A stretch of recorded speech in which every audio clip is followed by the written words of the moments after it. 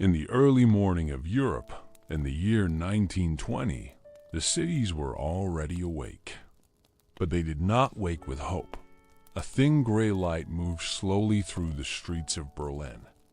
It touched broken stone buildings, cracked windows, and long rows of people waiting in silence. There were no cheers, no celebrations, only the quiet sound of footsteps, coughing, and distant church bells. The war was over. But peace had not truly arrived. Across Europe, from Germany to France, from Austria to England, the Great War had ended just 2 years earlier. The newspapers called it the war to end all wars. But for the people who survived, the war never really ended at all. It lived on inside their bodies, inside their memories, inside their sleep. Millions of men had returned home from the front lines. They came back with medals, uniforms, and stiff salutes.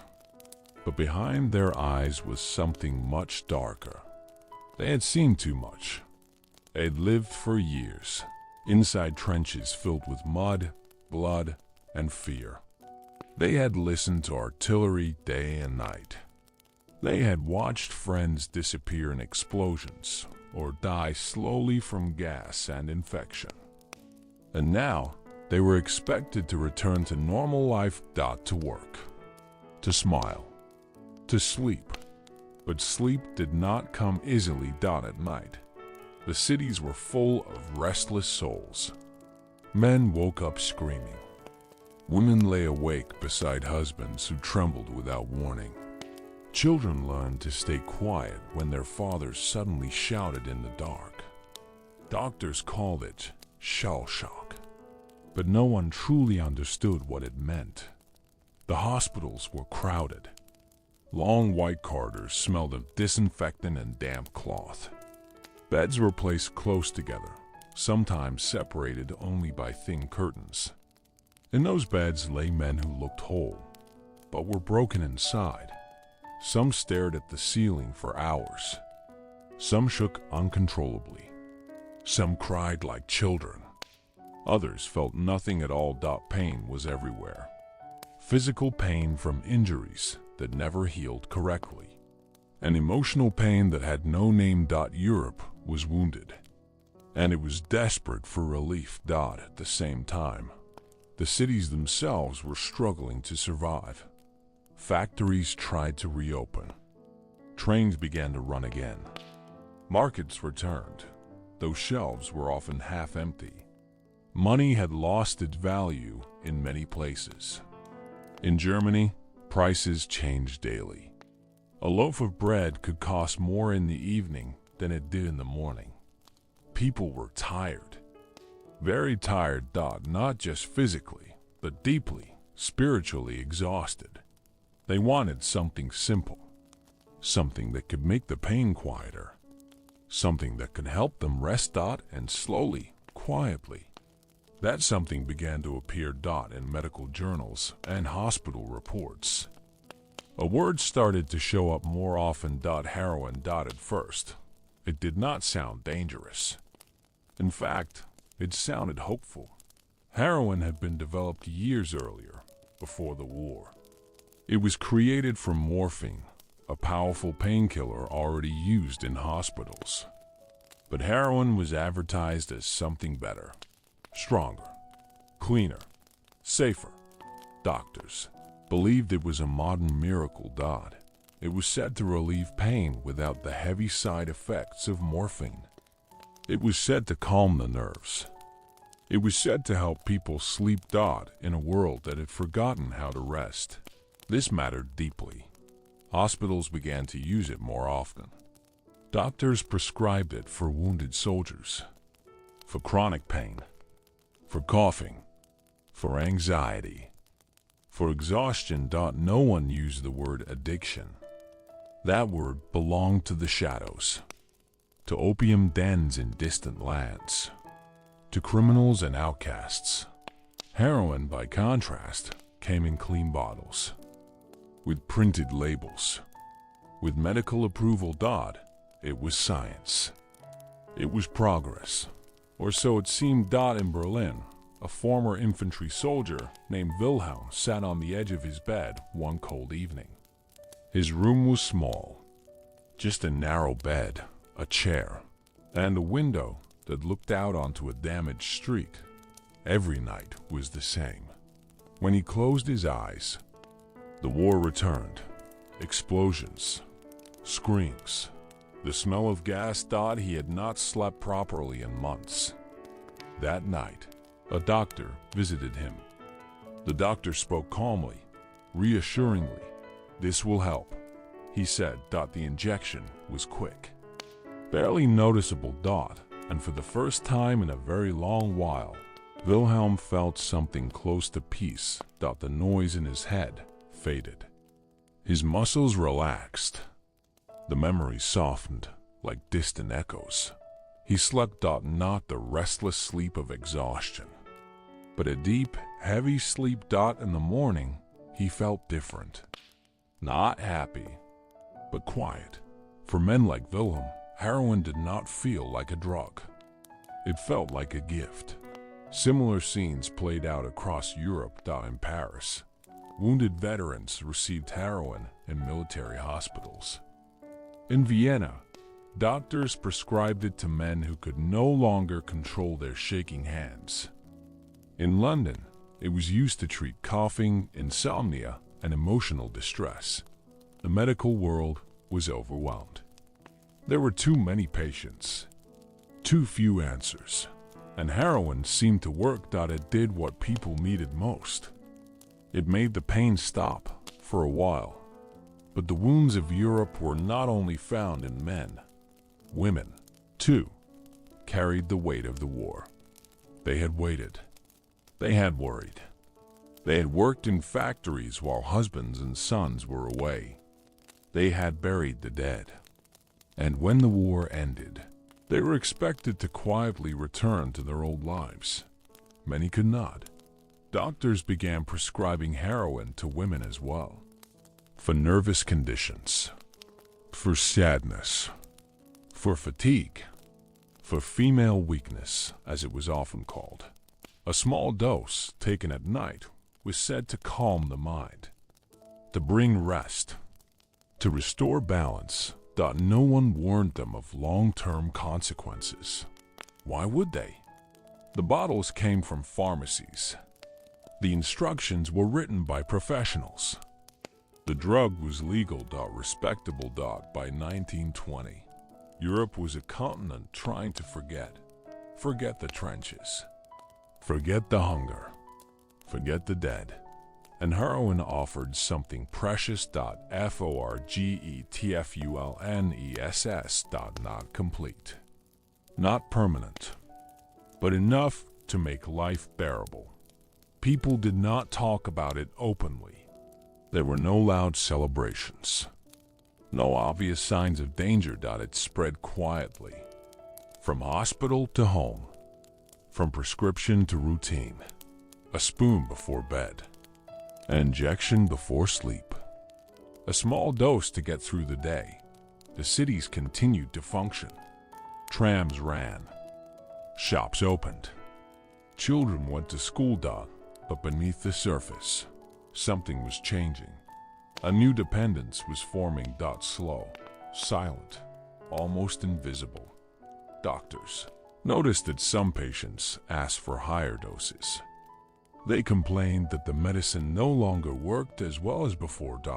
So the dose was increased. There was no reason not to.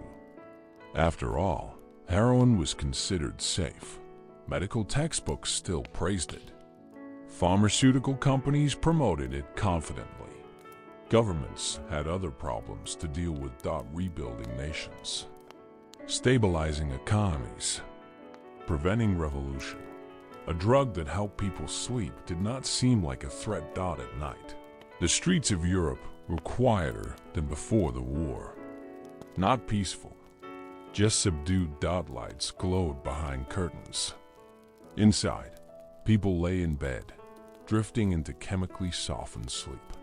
Some dreamed of nothing at all. Some dreamed of the past, but without sharp edges.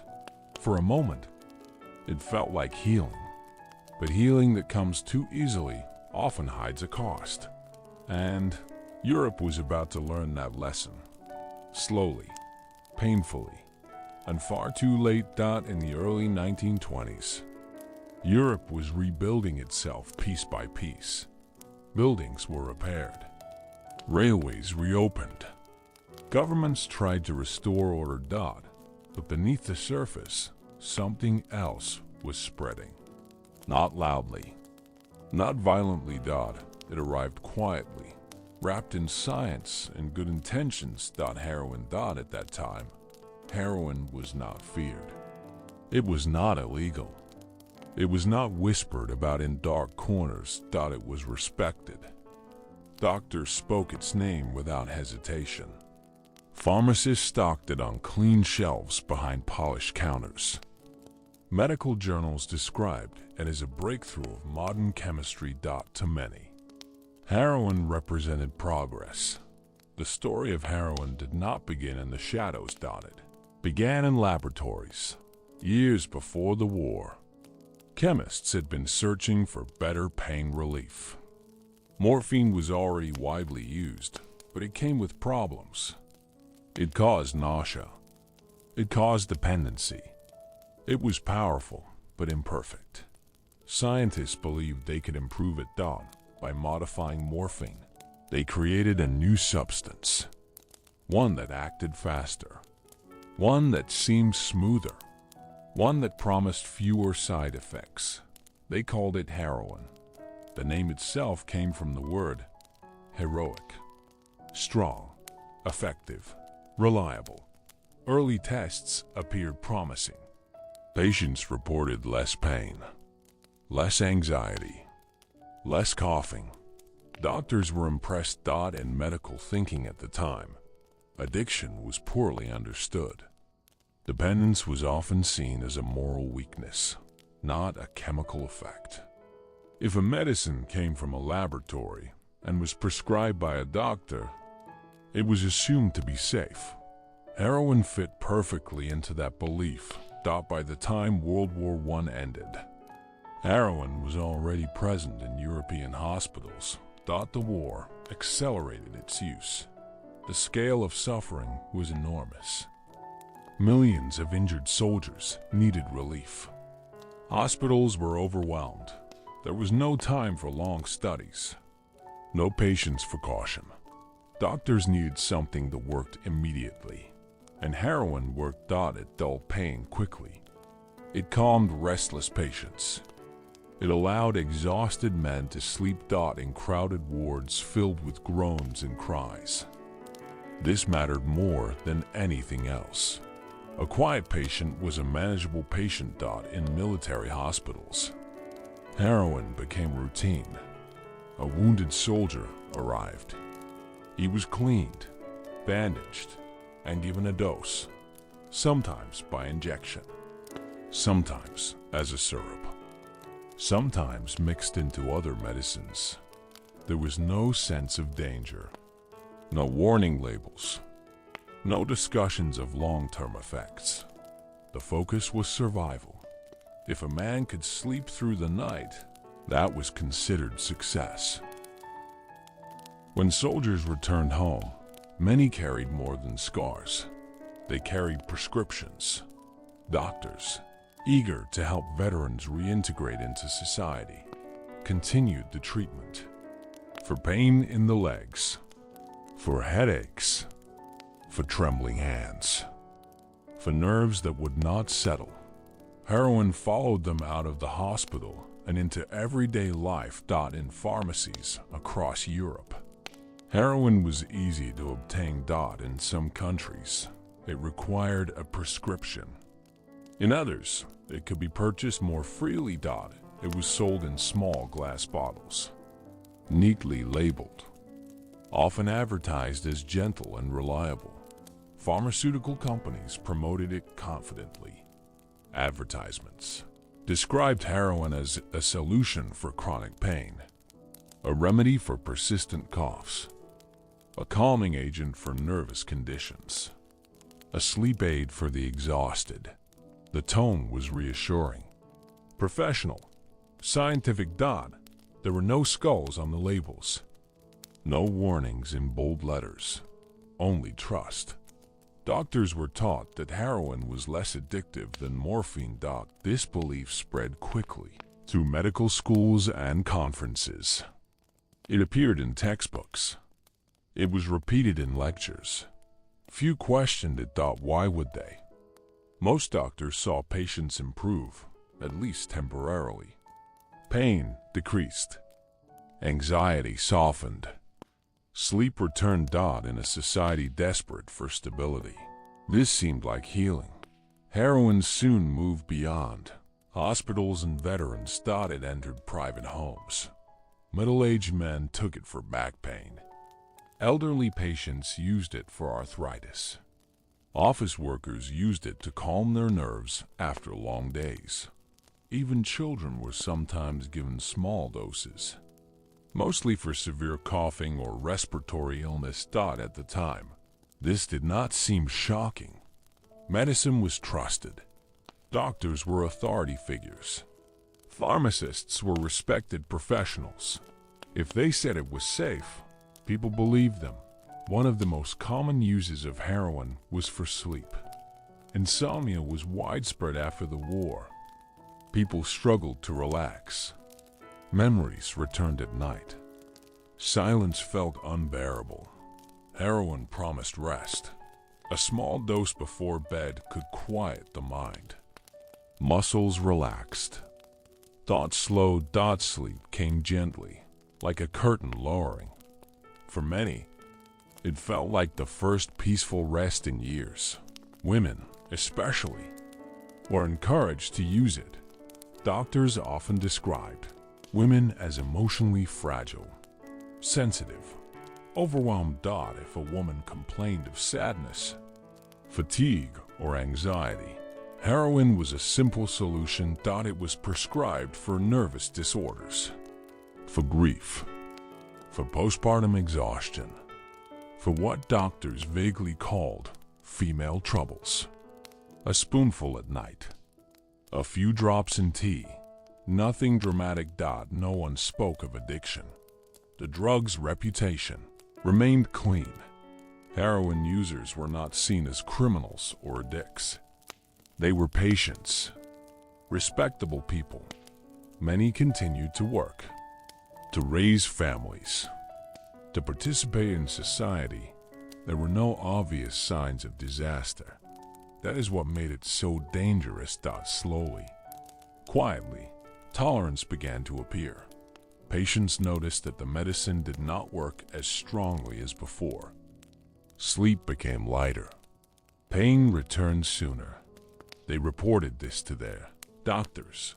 Doctors responded logically. They increased the dose. This was common medical practice. If a medicine became less effective, the solution was adjustment. No one questioned the underlying cause.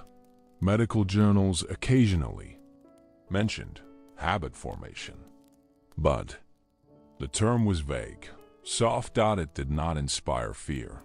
Addiction was still associated with opium dens, colonial stereotypes, and moral failure, not with clean hospitals and white coats. Heroin belonged to modern Europe, not to the underworld. At least, that is what people believed. In cities like Paris and Vienna, intellectuals and artists also encountered heroin. Some were prescribed it for health reasons. Others encountered it through social circles. It was not yet glamorous, not celebrated, but it was present, a quiet companion to late nights and troubled minds. Governments paid little attention. They were focused on rebuilding nations, on managing inflation, on political instability. Illegal medicine used by doctors did not appear threatening. There were no mass overdoses reported, no public scandals. Deaths related to heroin were often recorded as heart failure, infection, or general weakness. The true cause remained hidden. By the early 1920s, heroin had become something ordinary, not exciting, not secretive, just another part of medical life. That ordinariness was its greatest disguise. At night, in apartments across Europe, similar scenes repeated themselves. A man sat on the edge of his bed, holding a small bottle. A woman stirred a spoon gently into a cup. A doctor measured a dose with careful precision. Then, quiet. Lights dimmed. Breathing slowed. The world faded. What no one saw was what followed. The body learning. The brain adjusting. The growing need. These changes were subtle, invisible. They unfolded slowly, over months and years. Too slow to cause alarm. Too quiet to draw attention. Heroin did not destroy Europe. Overnight. It did not arrive like a storm. It arrived like medicine. That is why it was welcomed. That is why it spread. And that is why, when the truth began to emerge, it would already be everywhere. The miracle had been accepted, trusted, integrated into daily life. And Europe, still healing from war, had unknowingly taken its first steps into a much deeper crisis. Hospitals in Europe in the early 1920s were places of quiet urgency. They were clean, but never truly calm. They smelled of soap, disinfectant, and damp fabric. White walls reflected pale light from tall windows. Footsteps echoed softly along long corridors. After the war, hospitals were always full. Beds lined the rooms, sometimes so close that patients could hear each other breathe. Some men lay completely still. Others shifted constantly, unable to find comfort. A few stared at nothing at all. These hospitals were meant to heal, but they were also the first place where something else began. Doctors worked long hours. Many had served in military medical units during the war. They were exhausted, but determined. They believed deeply in science, in progress, in modern medicine. They wanted to help. And heroin, at the time, seemed to help. A typical day began early. A nurse walked quietly between beds, checking bandages, adjusting pillows. A doctor followed, clipboard in hand, listening, nodding, making notes. Pain was the most common complaint. Pain in legs that would never heal correctly. Pain in backs damaged by carrying heavy equipment. Pain in heads that felt constantly tight and loud. Then there was another kind of pain. Men who could not sleep. Men who startled at every sound. Men whose hands shook without warning. The war had left its mark. Doctors did not yet have words like post-traumatic stress. They spoke instead of nerves, of exhaustion, of overstimulation. Their solutions were practical. Rest, routine, and medication. Heroin fit easily into this system. It was fast, reliable, predictable. Within minutes, patients relaxed. Muscles softened. Breathing slowed. The ward grew quieter. In crowded hospitals, quiet was valuable. A calm patient required less attention, less supervision, less effort. This was not cruelty. It was necessity. There were too many patients, too few doctors, too little time. Heroin became a tool of efficiency as much as healing. At first, heroin was used carefully, small doses, measured precisely. Doctors watched closely, and the results seemed positive. Patients slept. Pain complaints decreased. Emotional outbursts became less frequent. Medical notes reflected satisfaction. Patient resting well. Pain under control. condition improved. These phrases appeared again and again. No one noticed what happened after. Discharge. When patients left the hospital, they were often sent home with instructions. Rest, avoid stress, continue medication. The medication was heroin. Prescriptions were written without hesitation. It was considered responsible care. Stopping suddenly might cause pain to return. Better to taper slowly, doctors believed. But tapering was rarely enforced. Patients were told to take what they needed. For many, this was their first experience of control. For years, their lives had been dictated by war, by orders, by danger. Now, the small bottle allowed them to decide when the pain stopped. This sense of relief was powerful. Inside the body, changes were already beginning, but no one could feel them yet. Heroin interacted with the brain in subtle ways. It taught the nervous system a new pattern, a new baseline of calm. When the drug was present, the body felt balanced. When it was absent, something felt wrong. Not painful at first, just uncomfortable. Restlessness, irritability, difficulty sleeping. Patients described it as nerves. Doctors listened and prescribed more. Hospitals were not only treating physical wounds, they had become centers for emotional repair, or at least attempts at repair. Men who could not speak about the war were given medicine instead. Men who could not stop shaking were calmed. Chemically. Talking was difficult. Time consuming. Medicine was faster. In one ward in Vienna, a nurse noticed a pattern. Some patients asked for their injections earlier each day. They seemed anxious when the medicine was late. She mentioned it to a senior doctor. He shrugged. These men have been through hell, he said. Of course they are anxious. The explanation was simple. And comforting.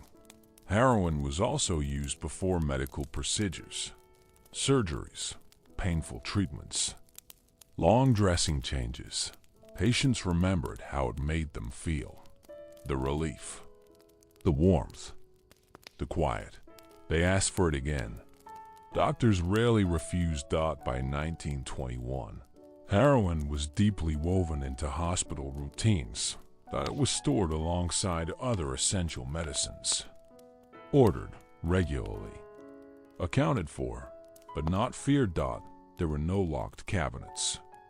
No strict monitoring. It was not considered dangerous.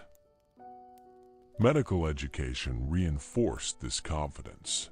Young doctors learned from textbooks that praised heroin's effectiveness. They observed senior physicians using it freely. They followed suit. Medicine was built on trust in authority. And authority approved heroin. Hospitals also treated civilians, factory workers injured on the job, elderly patients with chronic pain, women suffering from exhaustion or illness. They too were given heroin, often without knowing its name. It might be referred to simply as medicine for pain, or something to help you rest. Patients trusted the process. Why wouldn't they? One woman, recovering from surgery in Paris, was given heroin at night. She slept deeply. Without dreams. In the morning, she felt refreshed. Almost normal. She told the nurse it was the best sleep she had in years. The nurse smiled. The doctor made a note. Another success. Discharge day often felt hopeful. Patients left with clean clothes, paperwork, and a small supply of medicine. They returned to homes that were still damaged by war, to families struggling financially, to cities full of noise and uncertainty. The medicine helped them cope. At least At first, over time, some patients returned. They complained that their pain had worsened, that sleep had become impossible again. Doctors examined them. Often, there was no clear physical cause, but the symptoms were real. The solution remained the same. More medicine. In this way, hospitals unknowingly trained dependence, not through cruelty, not through neglect, but through routine. Through trust, through a genuine desire to help. No alarms sounded. No sudden crises occurred. Everything unfolded slowly, quietly, perfectly suited to be overlooked. Doctors were proud of their work. They saw fewer violent outbursts, fewer sleepless nights in the wards. Hospital statistics looked better. Recovery appeared smoother. Heroin seemed to support healing, but healing built on chemical calm has limits. When patients relied on medicine to feel normal, something shifted. Normal no longer existed without it. In some hospitals, supplies began to increase. Orders grew larger. This was explained easily. There were many patients, many injuries. No one questioned why the amounts kept rising. Outside the hospital walls, life continued. Trams rattled through streets. Markets reopened. Children played in courtyards. Former patients blended back into society. From the outside, nothing seemed wrong. Inside, many carried a quiet need, a need they did not yet understand. When the medicine wore off, discomfort returned. Not always pain, sometimes anxiety, sometimes a sense of emptiness, sometimes a vague feeling that something was missing. Hospitals had been the first door. Not the only one, but the first. They introduced heroin as a trusted companion. As a helper. As a solution. Years later, some doctors would look back with regret.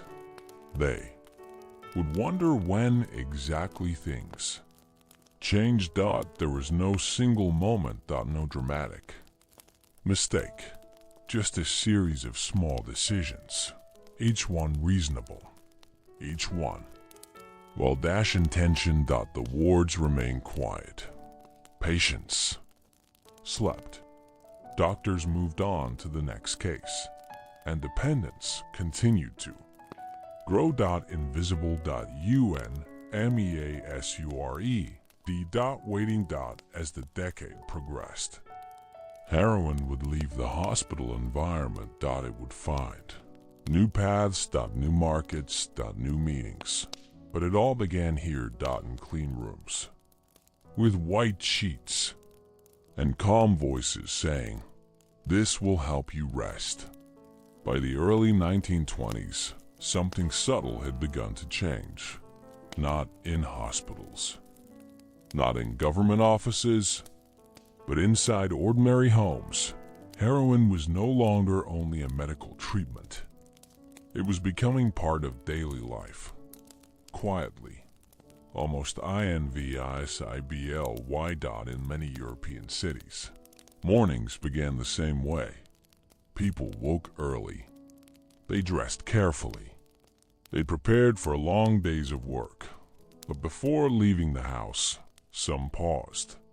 They reached for a small bottle, or a packet wrapped in paper, or a spoon kept in a familiar place. A small dose, measured from habit, not instruction. Then, calm. For many former patients, heroin had followed them home from the hospital. At first, it was used exactly as prescribed. Only when pain returned. Only at night. But time passed. Pain changed shape. It became harder to describe. Less physical, More emotional. The medicine still worked. So people continued. A man in Berlin took heroin each morning before leaving for work.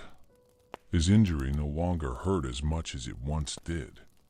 But without the medicine, his body felt heavy. His thoughts felt loud. With it, the day felt manageable. He did not think of himself as dependent.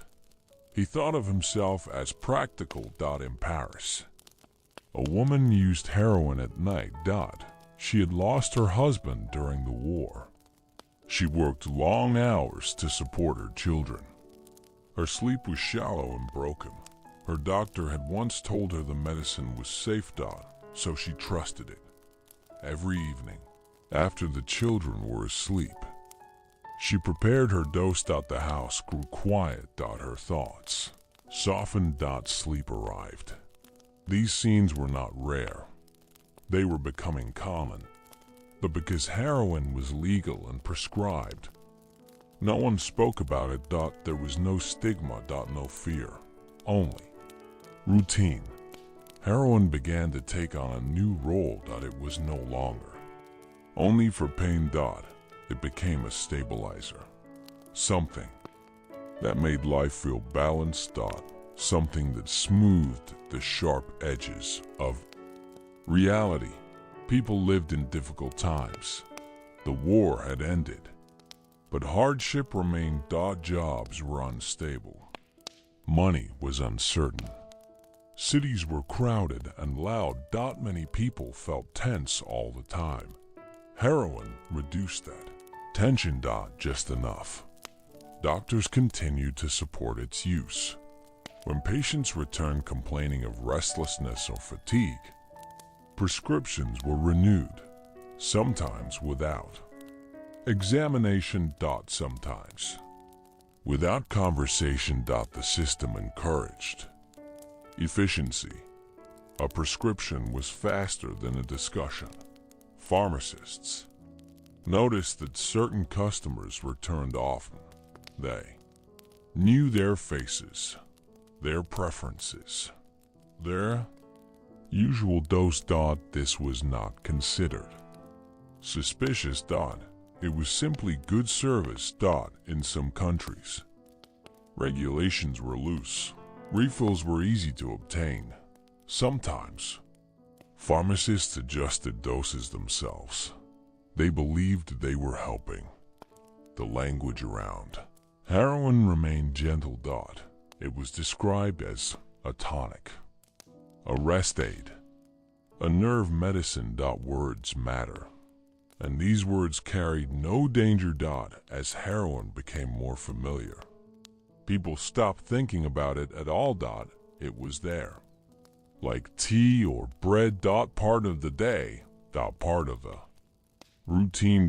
Tolerance grew slowly, almost too slowly to notice. A dose that once brought calm now felt weaker. Sleep became lighter. The body asked for more. People responded naturally. They adjusted. A slightly larger dose. A bit earlier in the day. No one saw this as a warning. In working class neighborhoods, heroin helped people endure physical labor. Factory workers used it to ease aching muscles. Dock workers used it to recover faster. Miners used it to quiet pain that never fully healed. Work continued. Productivity remained. This reinforced the belief that heroin was harmless. In middle-class homes, heroin served a different purpose. It softened anxiety, reduced emotional strain, made social expectations easier to meet. Dinner conversations felt calmer. Evenings felt quieter. Everything seemed under control. For women, especially, heroin became a private companion. It was taken alone, in silence, a way to cope with exhaustion, grief, or isolation. Doctors rarely questioned its use. Women were often told they were sensitive, The medicine was framed as support. Children sometimes noticed small changes. A parent who seemed distant or unusually calm, but nothing dramatic, nothing alarming. Life continued. As the years passed. The line between treatment and habit blurred. People no longer remembered why they had started. They only knew how they felt without it. Restless, uncomfortable, uneasy. With it. They felt normal. This sense of normality was deceptive. It masked dependence. Not in a dramatic way, but in a quiet, daily one. There were no dramatic overdoses reported in newspapers. No public scandals. Deaths related to heroin were misattributed. Fatigue, heart, weakness, infection. The true cause remained hidden. In cafes and social gatherings. Heroin was not discussed. It was too ordinary. Too personal. People did not think of it as something worth mentioning. In some artistic circles, heroin was quietly shared. Not as rebellion, not as pleasure, but as relief. A way to stay focused, to quiet anxiety, to continue working. It was still framed as functional. Governments remained unaware or uninterested. Economic recovery was fragile. Social unrest loomed. A medicine that helped people cope was not seen as a problem. Doctors who questioned heroin were rare. Some noticed patterns. Patients returning more often, requesting stronger doses. But these concerns were easy to dismiss. Life was hard. Of course, people needed help. By the mid-1920s, heroin was deeply embedded in daily life. Not loudly. Not openly, but steadily. Morning doses, evening doses, occasional daytime adjustments. A rhythm formed.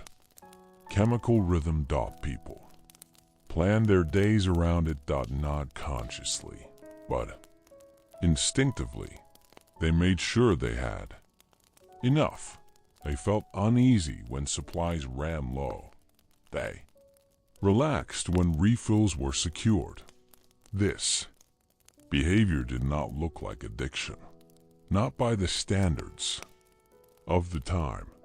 There were no dramatic symptoms. No loss of social status. No immediate collapse. That is why it went unnoticed. Heroin did not destroy families overnight. It slowly reshaped them. Emotions dulled. Energy changed. People became quieter. Less reactive. More distant. This was sometimes seen as improvement. Less conflict. Less emotion. Calm was valued, even if it was artificial. In private moments, some users sensed something was wrong. They noticed how uncomfortable they felt without the deep and was uncomfortable they felt without medicine. How quickly relief came when they used it. These thoughts were pushed aside. Life demanded focus. There was no time for reflection. Heroin had become invisible. That was its power. Doctors continued to prescribe. Pharmacists continued to sell. Patients continued to use. No single decision caused the problem. It was built from thousands of small ones. From the outside, Europe appeared to be healing. Cities were alive again. Culture returned. Music played. Art flourished. But beneath this recovery, a quiet dependence was growing. Heroin had moved beyond hospitals. Beyond emergencies. It entered kitchens, bedrooms, daily routines. Was no longer medicine, and not yet considered a drug. It was something in between, something unnamed. This stage would not last forever. Change was coming. But for now, life continued. Calm. Controlled. Chemically balanced. And in this calm, the foundations of a much larger crisis were being laid. Slowly. Silently. One dose at a time. By the mid-1920s, Europe's cities looked alive again. Trams moved through busy streets. Cafes were full. Music drifted from open windows in the evenings. From the outside, recovery seemed real. But inside the cities, something else was settling in. Not loudly, not violently, like a thin, pale mist. Berlin was one of the first places where the change could be felt. The city moved fast. Factories worked day and night. People hurried from place to place. Life demanded energy. Heroin quietly provided it. Not as excitement, not as joy, but as steadiness. Workers began their mornings early. A small dose before leaving home. Just enough to ease stiffness. Just enough to quiet the body. They did not feel high. They felt ready. Ready to face another long day. In factories, machines roared. Metal struck metal. Belts turned endlessly. The work was exhausting, but men endured.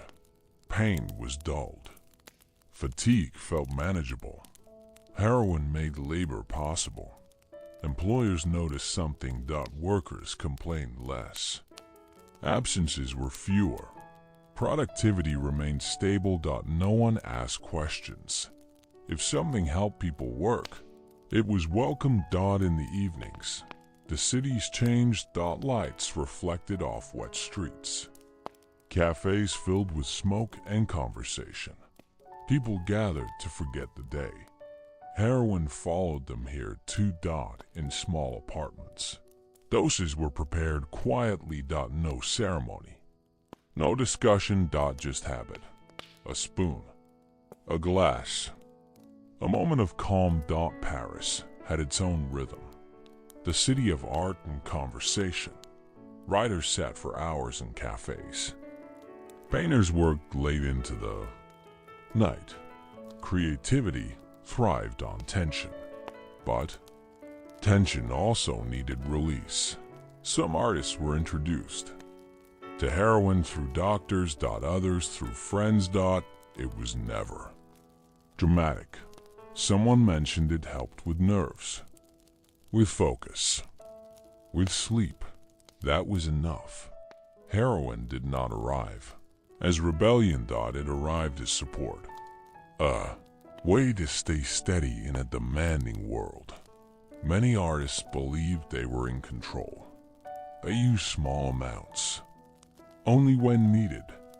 They told themselves it sharpened their work or softened the noise of the city. The line between inspiration and dependence blurred quietly. Not in weeks. But in years. In Vienna, the atmosphere was different. The city carried sadness. The empire had fallen. The future felt uncertain. People gathered indoors more often. Music filled rooms, heavy with memory. Heroin softened grief. It did not erase it, but it made it bearable. Older men used it to ease loneliness. Young people used it to calm anxiety. No one spoke of addiction. They spoke of nerves, of exhaustion. Of life being difficult. London followed a familiar pattern. Busy streets, industrial noise. Doctors prescribed heroin freely. Pharmacies stocked it confidently. The city functioned. That was what mattered. Across Europe, heroin blended into urban life. It did not create chaos. It created quiet. That quiet was mistaken for Stability dot in working-class neighborhoods. Heroin eased physical suffering dot in middle-class homes. It managed emotional strain dot in artistic circles. It balanced creativity and exhaustion. The drug adapted to its surroundings. That adaptability made it invisible. People did not see themselves as users. They were citizens. Workers. Parents. Artists. They paid rent. They went to work. They participated in society. There was no obvious breakdown. Children grew up in homes where heroin was present. They did not see it as dangerous. They saw it as medicine, something adults used. Like aspirin or cough syrup. Dinner tables were quieter. Arguments less intense. Emotions felt muted. This was often seen as improvement. In some families, conversations grew shallow. People listened less. They spoke more slowly. They seemed distant, but not unhappy, just calm. This calm spread through the cities. Like fog settling between buildings. Newspapers focused on politics and economy. They did not report on heroin. There was no reason to. Nothing dramatic was happening. Hospitals remained busy. Doctors noticed patterns, but patterns alone do not cause alarm. Not without crisis. Some physicians wrote cautious notes. They mentioned increased tolerance. They wondered about long-term effects, but these concerns stayed buried in journals. They did not reach the public. Governments still trusted the medical system. Doctors were experts. If they believed heroin was safe, that was enough. Meanwhile, the demand slowly increased. Pharmacies ordered more. Suppliers expanded. Production. Everything happened within legal channels. There was no reason to stop. In cities, time moved forward. People married. Children were born. Lives continued. Heroin became part of the background. At night, the streets glowed softly. Lamps cast warm circles on sidewalks. Inside homes, people prepared for sleep. Heroin helped them rest. Sleep was deep. Dreams were muted. The past felt far away. This sleep was not natural. But it felt necessary. Some users noticed changes. They needed more to feel the same calm. They felt uneasy. Without a they ignored these signs. Everyone was tired. Everyone needed help. In cafes, conversations drifted. Politics, art, daily worries. No one spoke about dependence. It had no name. In some neighborhoods, small groups formed. People shared information. Where to get reliable supplies. Which pharmacies were lenient. This was still quiet, still respectable. Heroin had not yet entered the underworld. It lived in daylight. The cities functioned. That was the greatest illusion. As long as systems worked, no one looked deeper. But beneath the surface, something fragile was forming. Bodies adjusted. Brains adapted. Normal life without heroin began to feel distant. This was not collapse. It was preparation. The cities were covered in a quiet, white haze. Not visible. Not obvious. But everywhere. Soon, pressures would increase. Supplies would tighten. Questions would be asked. But for now, Europe slept, chemically soothed, believing itself healed. The haze remained waiting in the cities of Europe. During the 1920s, women carried a different kind of weight. It was not always visible. It was rarely spoken about, but it was heavy. The war had taken much from them. Husbands, brothers, fathers. Many women had spent years waiting for letters, waiting for news, waiting for someone who never returned. When the war ended, they were expected to continue quietly. Society praised their strength, but offered little support. Women were told to endure, to remain composed, to keep households together. There was no space for collapse. Doctors noticed something. Women came to them tired, anxious, unable to sleep. They complained of headaches, of weakness, of a deep, constant sadness. Doctors did not ask many questions. They already had answers. Medicine was the solution. And heroin was one of the most common prescriptions. At the time, women were often described as fragile, emotionally sensitive, easily overwhelmed. This belief shaped treatment. If a woman cried too easily, she was given medicine. If she could not sleep, she was given medicine. If she felt empty, she was given medicine. Heroin was framed as care. It was not presented as dangerous. It was gentle, calming, something to help her rest. A woman in London visited her doctor in 1922. She complained of exhaustion. She had 3 children. She worked part-time. Her husband had returned from the war distant and angry. She barely slept. The doctor listened briefly, then wrote a prescription. "Take this in the evening," he said. "It will help your nerves." She trusted him. At home, she followed the instructions carefully. A small dose before bed. The effect was immediate. Her thoughts slowed. Her body relaxed. For the first time in months, she slept deeply. She woke feeling calmer. Not happy. But able to continue. For many women, heroin became a private refuge. It was taken alone, in quiet moments, after children were asleep, after chores were finished. It was not shared socially. It was hidden. This secrecy made it even harder to notice. There were no gatherings, no visible patterns, just individual women coping the best they could.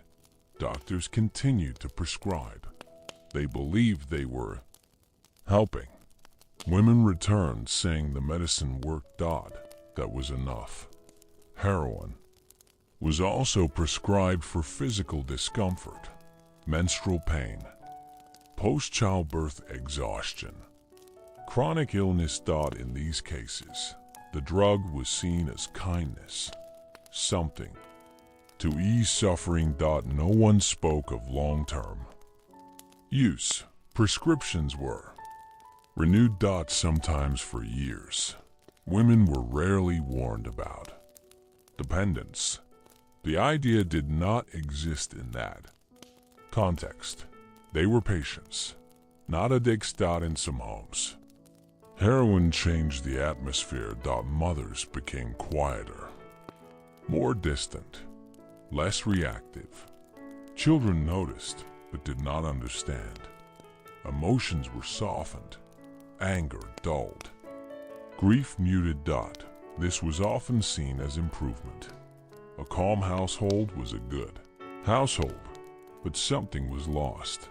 Laughter became rare, conversation shallow, life felt muted. Women noticed changes in themselves. They needed the medicine to feel normal. Without it, they felt restless, irritable, unwell. They assumed this meant they needed it more. Doctors Agreed. Dosages increased slightly. No alarms sounded. In some cases, women began to take heroin during the day. To manage stress. To get through social obligations. To face demanding families. They did not see this as misuse. They saw it as necessity. Society expected women to be stable. To care for others. Heroin helped them perform that role. At a cost no one measured. Widows were especially vulnerable. Many lived alone. Their days were quiet. Loneliness pressed heavily at night. Heroin filled the silence. Young women were not immune. Some were prescribed heroin for anxiety, others for sleep. They learned early that medicine could quiet discomfort. This shaped how they understood emotion. Feelings were not to be explored. They were to be treated. In medical journals, women's dependence was rarely discussed. When it was dismissed. Emotional weakness, nervous disposition. The medicine was not blamed. Women rarely appeared in public discussions about drugs. They were invisible. Their suffering prided. As years passed, heroin became deeply embedded in women's lives. It was part of routines, part of identity.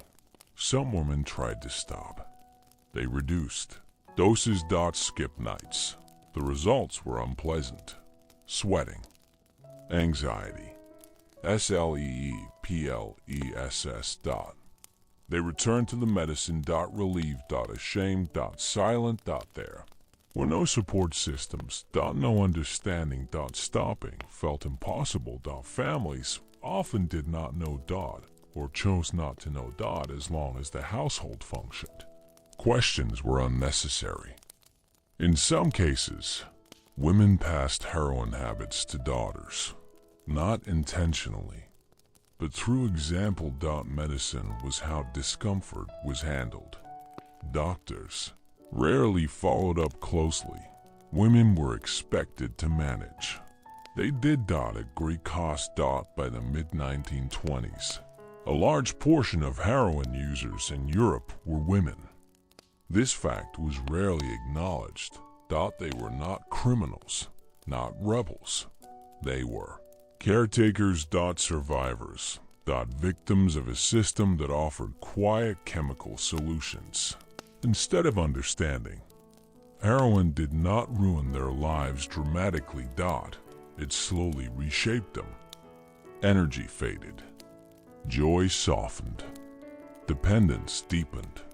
And still, no one noticed. Society continued. Women continued. Heroin remained. Their stories were not told. Not for many years. They suffered quietly. As they were expected to. And in that silence, the epidemic grew stronger. By the late 1920s, something subtle had begun to shift. Not in newspapers, not in public speeches, but inside bodies. Heroin, once enough, was slowly losing its power. For years, the medicine had brought calm. It softened pain, quieted nerves, smoothed the rough edges of daily life. But the body adapts. It always does. People who had taken the same dose for years noticed a change. Sleep felt lighter.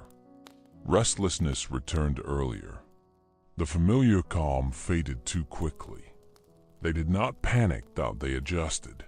A little more at night. A second dose during the day. Doctors often approved. They believed the condition had worsened. They believed the patient needed more help. But soon, even these adjustments were not enough. The body had learned. And now, it demanded more. In many places, doctors began to hesitate. Not because they fully understood addiction, but because supplies were tightening. Regulations were slowly changing. Governments, finally noticing rising usage, began to introduce limits. Prescriptions were watched more closely. Refills took longer. Questions were asked. For some patients, this was the first moment of fear. What if the medicine stopped? What if the calm disappeared completely? They felt something new. Urgency. At first, people tried to stay within the system. They visited multiple doctors. They exaggerated symptoms. They begged for exceptions. Sometimes it worked. Sometimes it did not. When the legal path became uncertain, another path quietly appeared. The black market. It did not arrive suddenly. There were no dramatic announcements. It grew from small gaps. From leftover supplies. From diverted shipments. From pharmacists willing to bend rules. In port cities, sailors carried small amounts. In border towns, traders noticed opportunity. Heroin moved hand to hand. Quietly. Carefully. This was not yet organized crime. It was informal, personal. Someone knew someone. That was enough. A man in Hamburg could no longer get his prescription renewed. His doctor said no. The pain was unbearable. The restlessness worse. A coworker whispered a name. A place near the docks. The exchange was quick. No conversation. No eye contact. Just relief. The medicine looked different. Less refined. Less consistent. But it worked. At first, people told themselves this was temporary. Just until doctors understood. Just until regulations relaxed. But they returned. Again and again. As demand grew. The market changed. Prices rose. Quality varied. Suppliers adapted. Heroin was no longer only medicine. It was becoming a commodity. In cities like Berlin and Paris, quiet networks formed.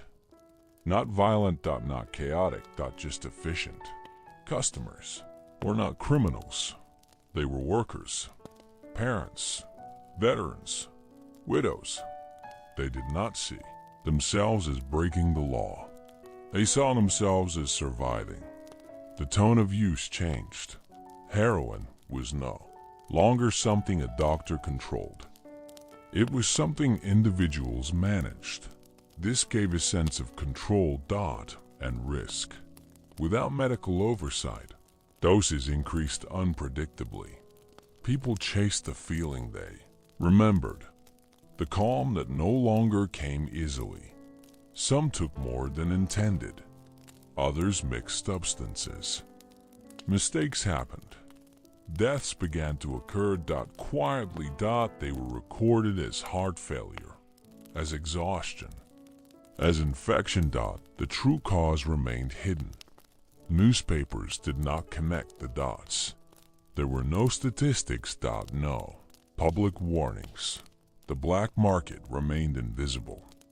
In poorer neighborhoods, heroin became harder to afford. Some users pooled money. Others turned to cheaper substitutes. Quality declined. Risk increased. In wealthier areas, connections mattered. Those with resources found reliable suppliers. Those without struggled. This created new divisions. Not just between users and non-users, but between those who could maintain stability and those who could not. Women were especially vulnerable. Many had no access to alternative doctors. No financial independence. When prescriptions stopped, desperation followed. Some turned to dangerous suppliers. Others reduced doses sharply. Withdrawal followed. Sweating, anxiety, sleeplessness. They returned to the market. Relieved. Ashamed. Silent. The black market did not feel criminal. It felt necessary. Suppliers learned to stay hidden. Meetings changed locations. Payments were discreet. Trust mattered. Law enforcement was not focused on drugs, thought they had other priorities. Political unrest, economic instability. A quiet trade in medicine was low on the list. Heroin's image began to change. Slowly, subtly, doctors noticed more patients arriving in distress. Not injured, not ill. Just unwell, agitated, unable to sleep. Some doctors suspected dependence, but the word was still uncomfortable, unclear. Medical debates began. Quiet ones, in journals, in conferences. But consensus was slow. Meanwhile, the black market expanded. More suppliers, more users. The system adapted. Heroin traveled along trade routes, through ports, across borders. Always quietly. The drug was no longer confined to prescriptions. It had escaped. In cafes, conversations changed. People spoke in hints. Encoded. Language. Where to go. Who to trust. Fear entered the picture. Not fear of the drug, but fear of losing access. People planned carefully. They kept reserves. They hid supplies. They watched their doses closely. Life revolved around maintaining balance. Too little, and discomfort returned. Too much, and danger followed. This tension became constant. A quiet stress beneath calm faces. Cities continued to function. From the outside, nothing seemed wrong. Trams ran. Factories worked. But beneath the surface, dependency deepened. The black market had changed the nature of heroin. Used. It was no longer controlled. No longer predictable. And with that change came consequences. Small crimes increased. Theft. Fraud. Not out of malice. Out of need. Families noticed changes. Money disappeared. Behavior shifted, but explanations were easy. Life was hard. Everyone was struggling. Authorities remained slow to react. They lacked data. They lacked urgency. By the end of the decade, heroin was no longer just a medical issue. It was a social one, but no one had named it yet. The black market had grown in the shadows. Patient. Adaptable. And once something enters the shadows, it is hard to bring back into the light. Heroin was no longer enough. And that realization marked a turning point. The quiet balance of the early years was breaking. What followed would be louder, more dangerous, and impossible to ignore. By the early years of the 1930s, Europe felt quieter. Not calmer, just quieter. The noise of war had faded. The promises of progress sounded distant. People moved slowly through their days. Factories still worked. Trains still ran. But something underneath had changed. Heroin was no longer a surprise. It was no longer new. It had become part of the background. And when something becomes background, it becomes dangerous. Public discussion remained limited. Governments avoided panic. Doctors avoided blame. Companies avoided attention.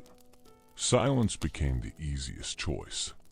Pharmaceutical companies were not criminals. At least, not in the way people imagined criminals. They wore suits. They kept records. They followed laws. Mostly. In the early decades, heroin had been marketed honestly. It reduced pain. It calmed nerves. It worked. That part was true. What changed was scale. Factories that once produced small batches for hospitals now produce tons. Distribution networks expanded across borders. Contracts were signed. Profits grew. Heroin was efficient, cheap to produce, easy to transport, highly effective. From a business perspective, it was ideal. Companies noticed patterns, repeat prescriptions, long-term patients, stable demand. These were not accidents. They were predictable outcomes. Internally, reports circulated. Doctors were requesting higher doses. Patients were using longer than expected. But these reports stayed inside offices. Externally, marketing remained calm, reassuring, professional. Heroin was still presented as safe, as manageable. As modern medicine, the pharmaceutical world moved slowly. Not because it was careless, but because slowing down meant losing. Advantage. Competitors existed. If one company reduced production, another would fill the gap. Markets do not like empty spaces. Governments relied on these companies for medicine, for employment, for economic stability. This created a delicate balance. No one wanted to push too hard. No one wanted to ask difficult questions. In conferences, doctors raised concerns quietly. Dependence, tolerance, withdrawal. The words were spoken softly, often followed by hesitation. Older doctors dismissed them. Pain patients need relief. You cannot deny comfort. You cannot punish suffering. Younger doctors listened, but they had little power. Medical journals published cautious articles, carefully worded. Without urgency. Without accusations. The tone remained academic. Detached. Meanwhile, profits continued. Heroin production did not slow. In some regions, it increased. Companies defended themselves easily. They did not sell to individuals. They sold to institutions, hospitals, pharmacies, governments. Responsibility, they argued, was shared. Or unclear. Or theoretical. This ambiguity protected everyone. Behind closed doors, some executives were aware. They had seen the numbers. They understood repeat dependency. But their role was not to solve social problems. Their role was to produce medicine. And medicine was what they claimed to make. As regulations tightened in certain countries, companies adapted. They shifted exports, changed labeling, adjusted distribution routes. The product remained. Only the paperwork changed. Heroin flowed quietly into places with weaker oversight. Into regions desperate for medical supplies. Into post-war economies struggling to rebuild. The drug found new homes. New users. New dependencies. Doctors in rural areas often lacked alternatives. Morphine was limited. New painkillers were not yet available. Heroin remained reliable. Patients trusted doctors. Doctors trusted suppliers. Suppliers trusted profits. This chain remained unbroken. Public awareness lagged behind. Reality. Families noticed changes, but explanations were simple. Stress, poverty, trauma. The idea that medicine itself could be the cause felt impossible. In the media, drug stories focused elsewhere. Alcohol, smuggling, crime. Heroin remained absent. This absence was powerful. It allowed the system to continue. In private, pharmacists became gatekeepers. They noticed patterns, frequent refills, early requests. Some became cautious. Others became indifferent. A few became opportunistic. Extra supplies disappeared. Small profits added up. The line between legal and illegal Blurred further. By now, the black market and pharmaceutical supply were interconnected. Not officially. Not visibly, but practically. A diverted shipment here. An unrecorded sale there. Nothing dramatic. Just small leaks. Over time, those leaks formed a river. Government sensed something was wrong, but action required evidence. Statistics. Public pressure. Neither existed yet. The Great Depression shifted priorities. Economic survival replaced health reform. Factories closing mattered more than addiction. Jobs mattered more than long-term consequences. Heroin remained low on the agenda. In this environment, pharmaceutical silence was strategic. They did not lie openly. They simply did not speak. Silence protected markets. Silence protected reputations. Silence protected stability. Doctors who spoke too loudly risked careers. Researchers who pushed too hard lost funding. So most learned to adjust. To speak carefully. To wait. Patients continued their routines. Morning dose. Evening dose. Life felt manageable. But underneath, the balance grew fragile. Tolerance increased. Costs rose. Supplies fluctuated. People began to notice the fear, not of pain, but of interruption. The fear of running out. This fear shaped behavior. It shaped decisions. It shaped lives. Heroin was no longer about relief. It was about maintenance. And maintenance is exhausting. Families strained under the weight. Money disappeared faster. Emotions dulled. Relationships thinned. But no one connected these changes to a pet's relationships to a payos pharmaceutical system. That system remained distant. Clean. Professional. In boardrooms, charts were reviewed. Growth curves. Market penetration. No faces. No stories. The drug was reduced to numbers. And numbers are easy to justify. This chapter of history is not about villains. It is about systems. Slow systems. Comfortable systems. Systems that benefit from delay. By the mid-1930s, cracks finally appeared. International organizations began discussing narcotics. Reports were drafted. Meetings were scheduled. The tone was cautious. No accusations, only concerns. Pharmaceutical representatives attended. They listened, they nodded, they promised cooperation. Behind the scenes, nothing changed quickly. Production continued. Distribution continued. Dependency continued. The silence held. And silence, when combined with profit, can be powerful. More powerful than denial. More dangerous than ignorance. Heroin's shadow stretched. Longer. From hospitals to homes. From prescriptions to streets. The line between medicine and addiction faded. By the time the world began to speak openly, it was already too late for many.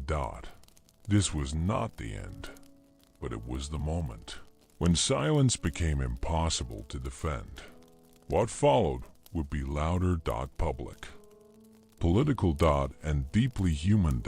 By the late 1930s, the silence was no longer complete.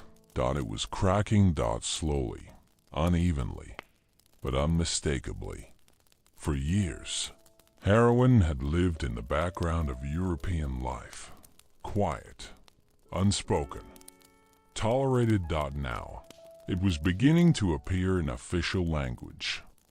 Not in whispers. In documents. International meetings had grown more serious. Reports were no longer vague. They named substances. They named trends. They named consequences.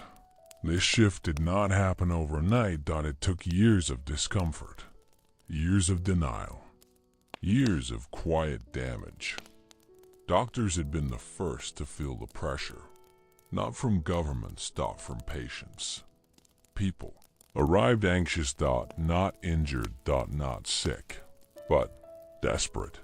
They spoke of restlessness, of fear, of nights without sleep. Doctors began to recognize a pattern, one they could no longer ignore. Medical journals changed tone. Articles grew longer. Language grew firmer. Words like dependence and withdrawal appeared. More often, still careful, still restrained, but present.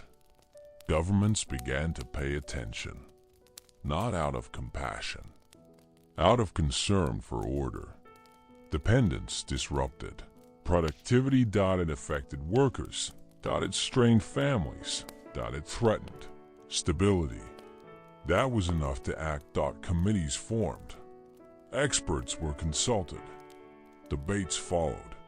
Should heroin be restricted? Should it be banned? Should doctors lose authority? No one wanted responsibility, but everyone wanted control. The first regulations arrived quietly. New paperwork, new licenses, new reporting requirements. Doctors were asked to justify prescriptions. Pharmacies were inspected more often. Imports were tracked more closely. At first, the changes seemed minor, but their effects were immediate. Supply slowed, delays increased, approvals took longer. Patients noticed. Fear returned. Not fear of addiction, fear of loss. People had built their lives around routine. A dose to function, a dose to sleep. Now, that routine felt fragile. Some tried to reduce usage. Slowly, carefully. Others panicked. They increased doses. They stockpiled when possible. The black market responded instantly. As it always does. Prices rose. Quality dropped. Risks increased. For the first time, newspapers began to notice. Not with sympathy, with alarm. Articles spoke of dangerous drugs, of moral decay, of hidden epidemics. The tone changed. It became judgmental. Simplistic. Users were no longer patients. They were problems. This shift hurt deeply. Many people who had followed medical advice for years now felt accused. Betrayed. Abandoned. Doctors felt trapped. They were told to reduce prescriptions, but patients still needed relief. Some doctors complied strictly. Others quietly continued. Few resigned. Trust between patients and medicine began to break. Law enforcement entered the conversation. They were unprepared. Heroin was not alcohol. It was not loud. It did not cause public disorder. It caused quiet suffering. Police focused on suppliers. Raids increased. Arrests followed. Small networks collapsed. Larger ones adapted. The black market hardened. It became more secretive, more professional. Violence increased slightly, but mostly fear did. Users changed behavior. They avoided hospitals. They avoided doctors. They avoided visibility. Isolation deepened. Governments declared progress. New laws passed. International agreements signed. On paper, control improved. In reality, the problem shifted. Heroin use did not disappear. It moved. From clinics to streets. From doctors to dealers. The substance itself had not changed, but its context had. This transition marked the end of innocence. Heroin could no longer pretend to be just medicine, and medicine could no longer pretend to be neutral. Families felt the impact. Arguments increased. Silence filled homes. Shame replaced openness. The public narrative simplified everything. Good versus bad, legal versus illegal. But reality remained complex. Many who depended on heroin were not reckless. They were cautious. They measured doses. They feared overdose. They were not seeking pleasure. They were seeking normalcy. As laws tightened further, access shrank. Withdrawal became common. Hospitals were overwhelmed. Not with injuries, with distress. Some governments experimented with treatment. Others relied solely on punishment. Neither worked well. The world was learning, but slowly. Painfully. Pharmaceutical companies adjusted again. They distanced themselves. They discontinued products. They introduced replacements. Publicly, they expressed concern. Privately, they calculated losses. Heroin was becoming toxic, not chemically, but politically. By the early 1940s, war shifted attention again. Everything else faded. But heroin did not disappear.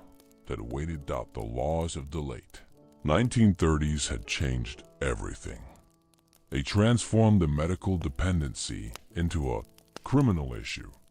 This transformation shaped the decades that followed. What began as relief had become regulation. What began as care had become control.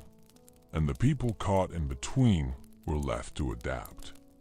History would later judge this period harshly for acting too late, for misunderstanding human dependence. But at the time, it felt inevitable. When the world finally looked at heroin, it did so with fear. Not understanding. And fear, once introduced, rarely leads to gentle solutions. This chapter closes not with resolution. But with a turning point. From here on, heroin would never again be seen as harmless. The age of innocence was over. What followed would be global. Political. Enduring. And its echoes would reach far beyond Europe. When war returned to Europe, everything changed. And yet, some things did not. Borders shifted. Governments collapsed. Cities burned. But heroin remained. It did not march with armies. It did not fly flags. That it moved quietly. War does not erase systems. It distorts them. As the late 1930s gave way to the 1940s, Europe entered another period of chaos. Supply lines broke. Medical resources vanished. Hospitals overflowed. Pain became common again. Not theoretical. Physical. Immediate. Wounded soldiers filled beds. Civilians suffered injuries. Trauma spread everywhere. Doctors returned to old tools. Morphine, heroin, anything that worked. In war, idealism disappears. Function matters. Many of the restrictions passed only years earlier were quietly relaxed. Non-officially. But practically, pain relief took priority over regulation. Heroin returned to the battlefield. Not as controversy. As necessity. Field hospitals carried limited supplies. Doses were strong. Oversight minimal. Soldiers received injections without explanation. There was no time.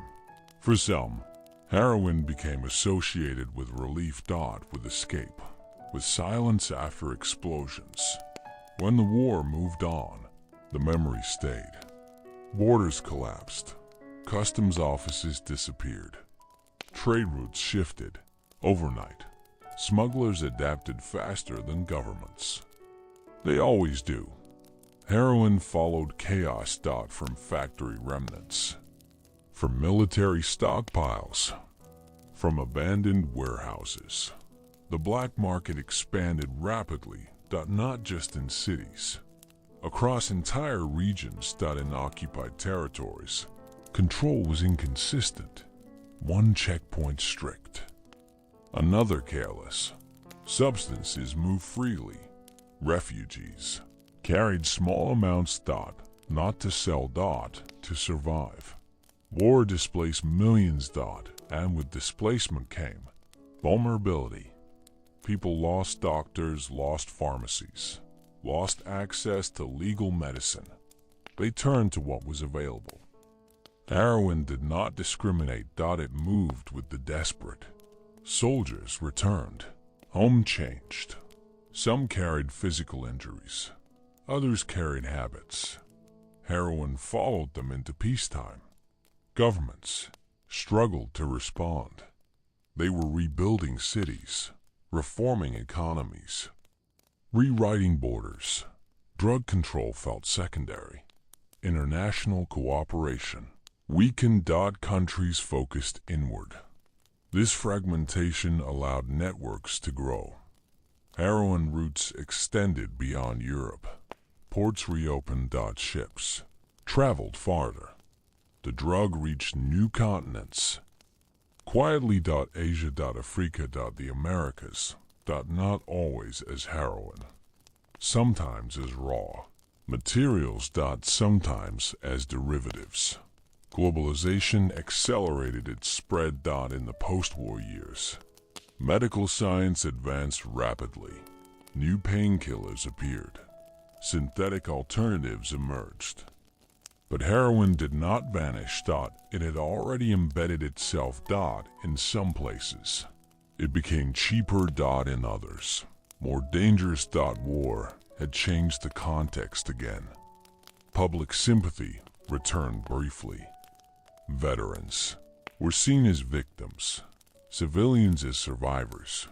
Heroin use was framed as consequence, not failure. This period of understanding was short. As stability returned, tolerance faded. Governments reasserted control. Borders hardened. Laws returned. International drug treaties emerged. Stronger. Broader. More ambitious. Heroin was now officially dangerous globally, but enforcement lagged behind ambition. War had taught networks to adapt. To hide. To survive. Disruption. They changed routes, changed substances, changed methods. Heroin remained profitable. Communities struggled. Families tried to heal, but scars lingered. Dependence did not disappear with peace. Hospitals reported cases quietly. Doctors debated responsibility. Again, the old questions returned. Medicine or menace? Care or control? This time, the answers leaned toward control. The war had stripped heroin of innocence completely. It was no longer misunderstood. It was feared. Fear shaped policy. Fear simplifies complex problems. By the late 1940s, the global framework was set. Heroin would be illegal, strictly controlled, morally condemned.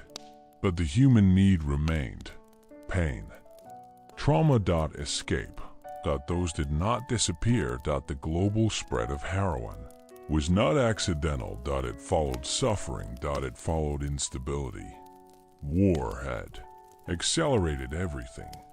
What began in European clinics now existed worldwide. The story had grown larger than its origins. Heroin was no longer European. It was global. And once something becomes global, it becomes permanent. This chapter of history reminds us of something uncomfortable. Drugs do not spread because of chemistry alone. They spread because of human conditions. War creates those conditions. Displacement. Injury. Fear. Heroin filled spaces left by broken systems. As the world moved forward, it carried this legacy quietly. Future decades would face it again, with new names, new substances, but the pattern would feel familiar. This chapter closes with borders reopening, ships sailing, cities rebuilding, and beneath it all, a quiet continuity. Heroin, shaped by war, now part of a global shadow. The next chapter will explore what happens when governments try to erase that shadow completely.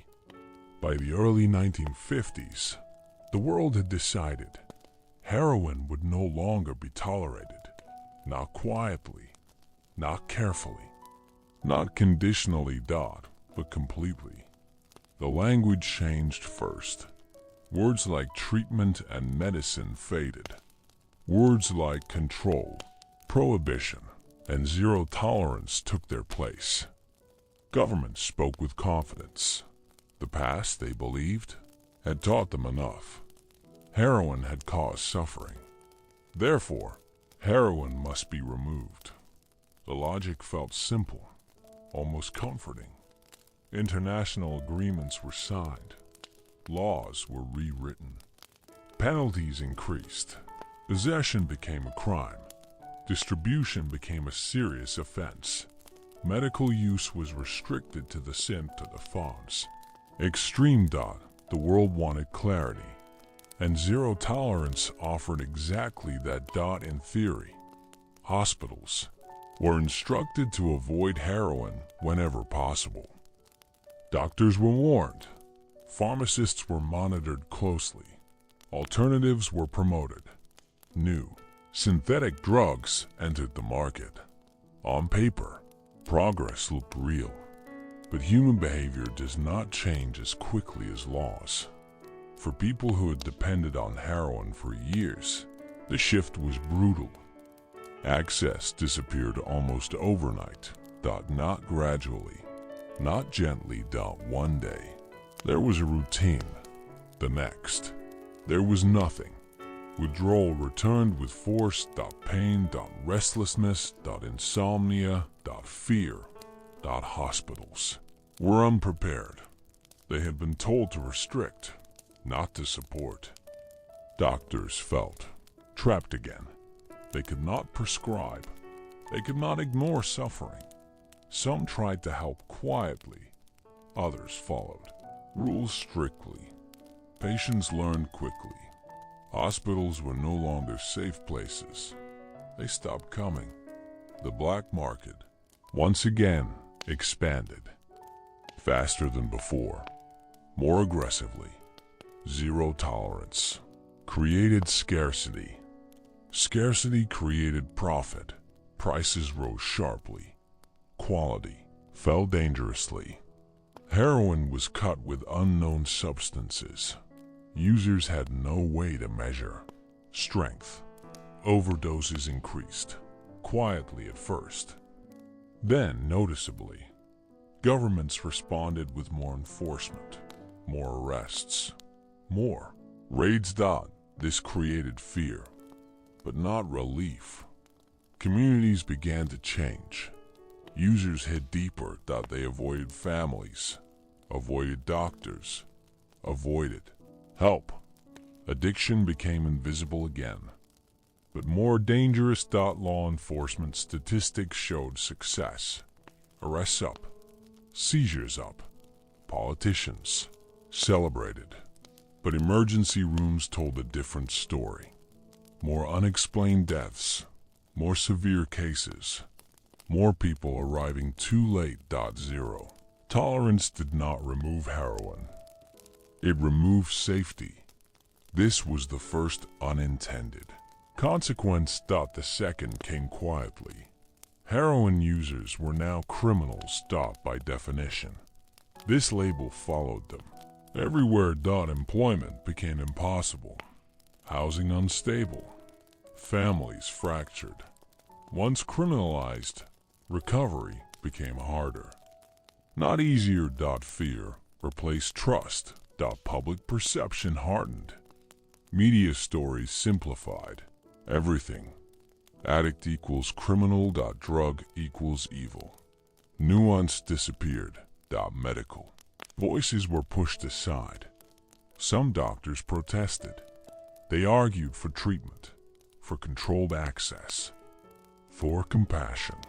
They were often ignored. The political climate favored strength, not complexity, zero tolerance. Sounded strong, and strength was popular. The third consequence emerged slowly, as heroin became harder to find. Users adapted. They did not simply stop. They substituted. Other substances appeared. Cheaper, stronger, less predictable. New drugs entered circulation, often more dangerous. Zero tolerance had pushed the problem sideways. Not solved it. Communities noticed changes, more erratic behavior, more health crises. But the policy remained unchanged. To change, it would be to admit error. And governments rarely do that quickly. Internationally, the same pattern repeated. Different cultures, same results. Strict laws, rising black markets, increasing harm. By the 1960s, a new generation was affected. These were not patients, not veterans. Not widows. They were young. Heroin had become a symbol of rebellion. Of escape, of danger. Zero tolerance had changed the story. What was once medical was now cultural. Fear gave heroin a mystique. Some were drawn to it. Precisely because it was forbidden. The policy had created an identity. Another unintended consequence. Meanwhile, treatment options lagged behind. Detox centers were rare. Support systems weak. Punishment was fast. Help was slow. Families begged for assistance. They were often offered law enforcement. Instead, trust between communities and authorities eroded. This erosion had long-term effects. People stopped seeking help early. They waited. They hid. By the time they reached hospitals, conditions were severe. Zero tolerance had delayed intervention. Medical professionals grew frustrated. They saw patterns repeating. They wrote reports. They warned quietly. Again. Some countries experimented cautiously. Maintenance programs, controlled access, medical supervision. These programs worked, but they were controversial. They appeared soft, political. Backlash followed. Zero tolerance returned. The cycle continued. By the late 20th century, the consequences were undeniable. Heroin had not disappeared. It had become more dangerous, more stigmatized, more deadly. The original intention, to protect society, had collided with human reality. Addiction does not respond well to absolutes. This realization came slowly, painfully. Some governments began to reconsider. They looked back at the early years. At the medical origins. At the warnings. Ignored. History felt familiar. The same mistakes repeated with new substances. Heroin had been the first. Lesson. Not the last. Zero tolerance had taught the world something important. That fear-based solutions simplify complex human problems. That prohibition without support creates shadows. And that shadows are where danger grows. This chapter is not about blame. It is about understanding. About recognizing that policies shape behavior. And behavior shapes outcomes. As the world moved forward, debates continued. Treatment versus punishment. Health versus crime. Heroin remained at the center of this debate. Not because of its chemistry, but because of its history. A history shaped by good intentions and unintended consequences. This chapter ends with a pause, a moment where the world stood divided between what felt strong and what actually worked. The next chapter will explore what happens when societies finally begin to listen, not to fear, but to evidence. By the late 20th century, something began to change. Not suddenly, not dramatically, but quietly. For decades, the world had tried to fight heroin with force, with laws, with arrests, with fear. And for decades, the results were clear.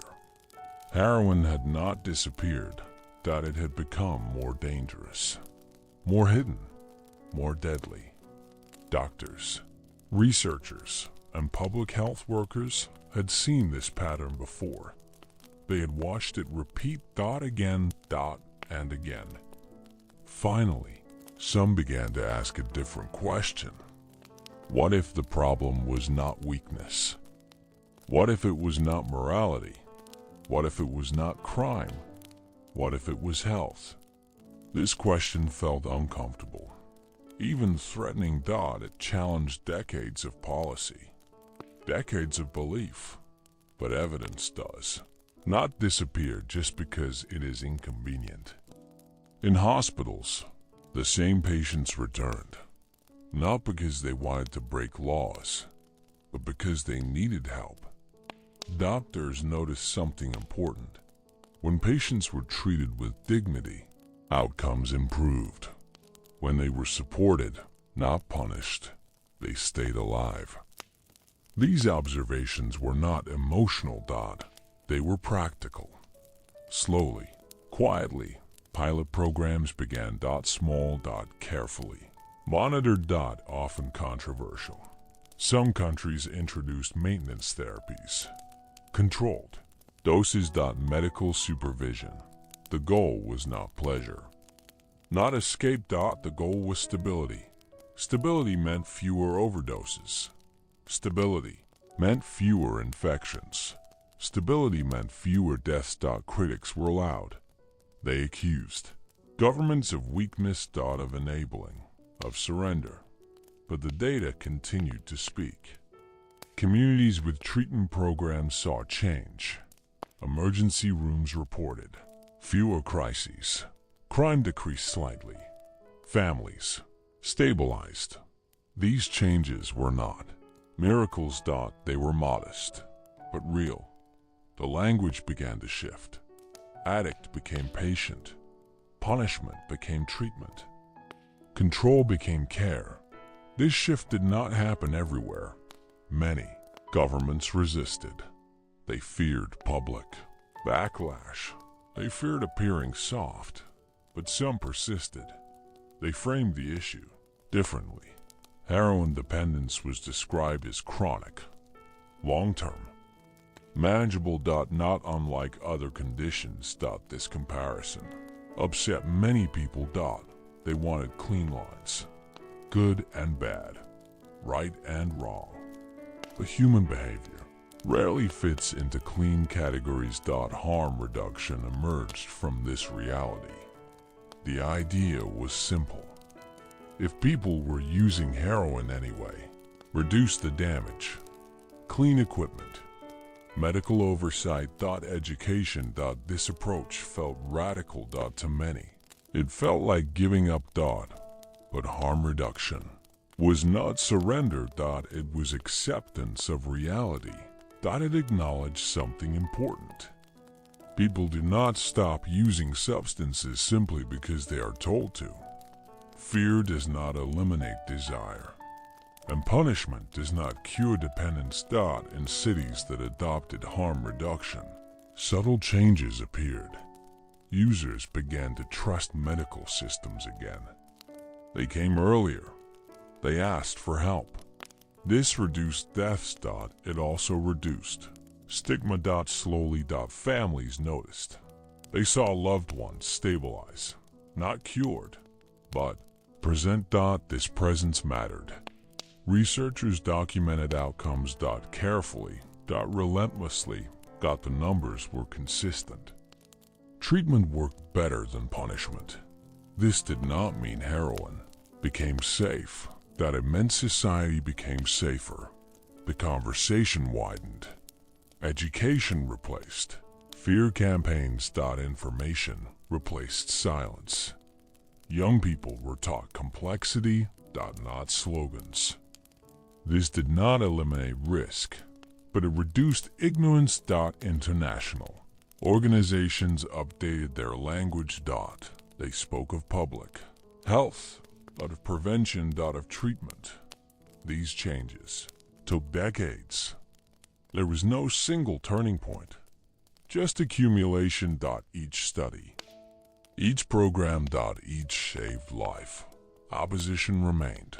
Some argued that harm reduction normalized drug use, that it lowered standards. Others argued it saved lives.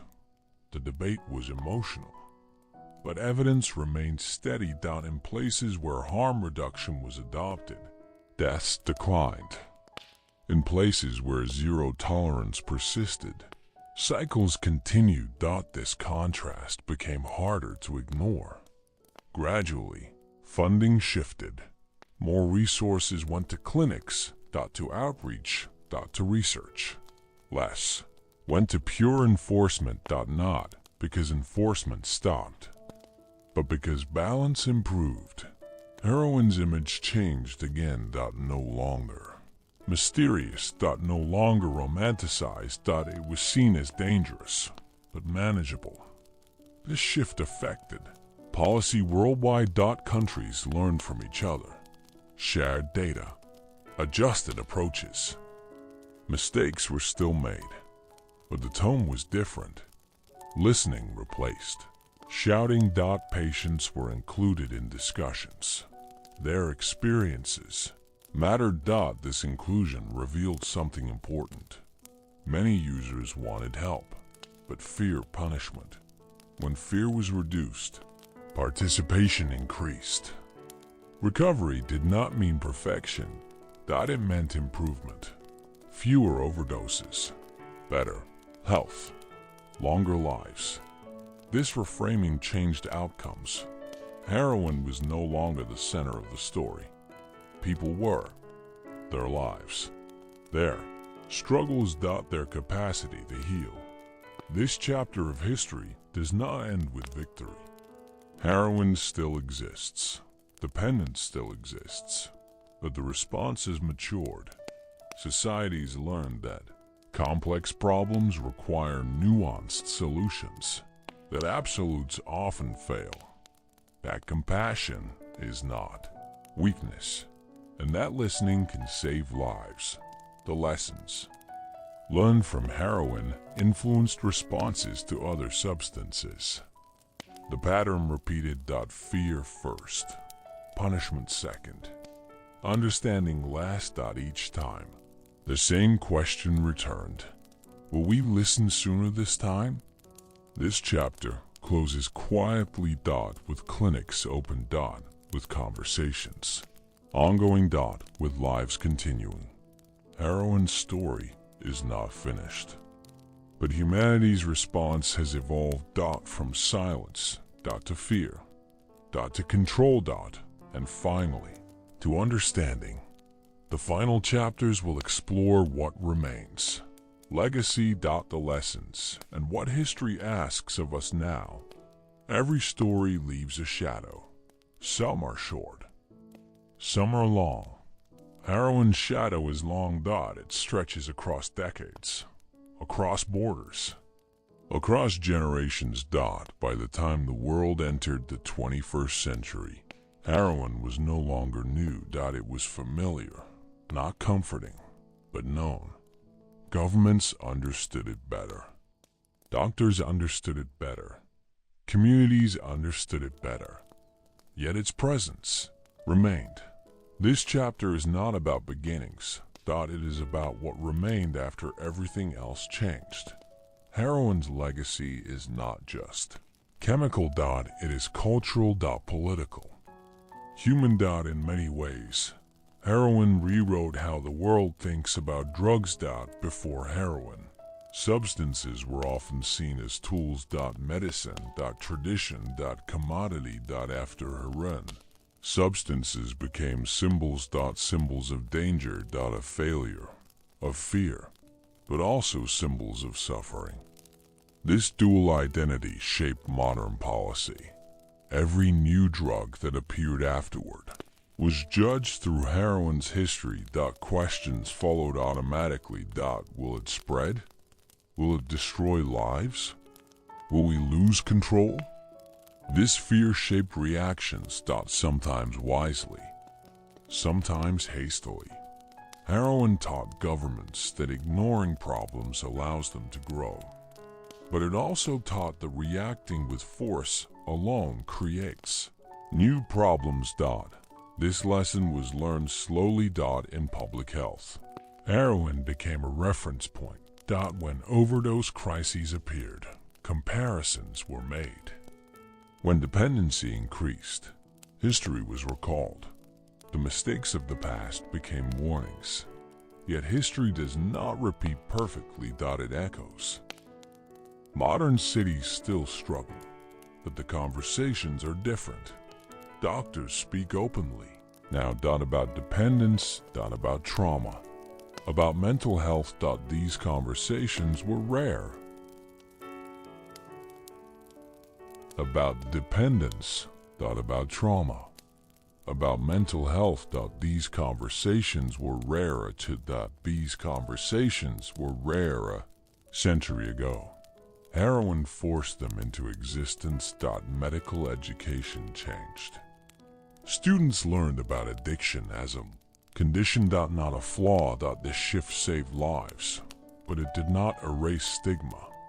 Stigma is slow. It lingers. Families still struggle in silence. Communities still judge. Fear still shapes opinions. Heroin's shadow includes shame. Many people affected never speak publicly.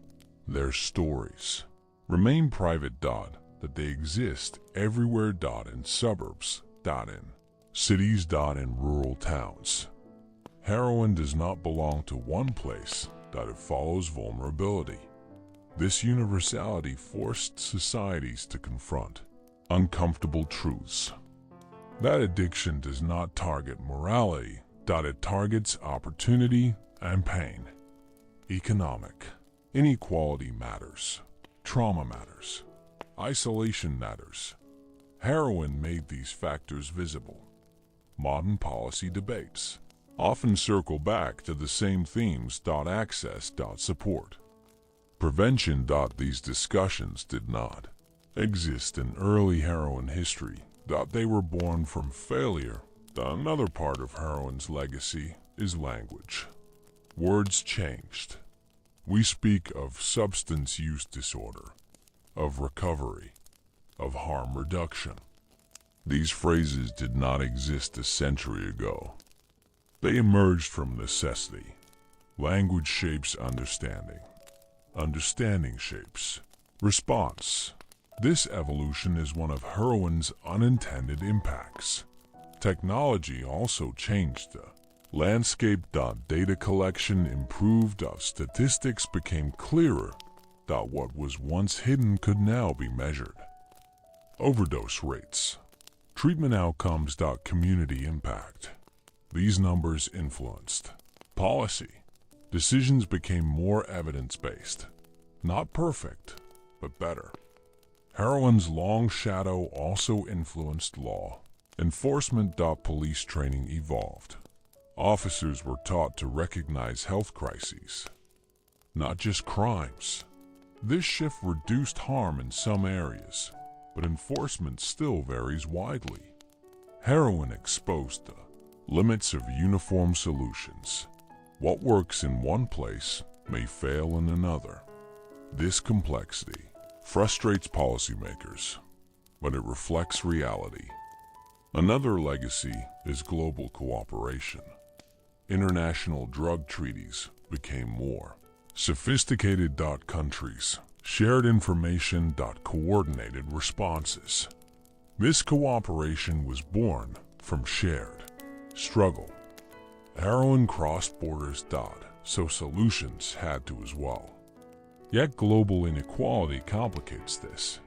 Resources differ. Healthcare access differs. Political priorities differ. Heroin thrives where systems are weakest. This pattern remains consistent.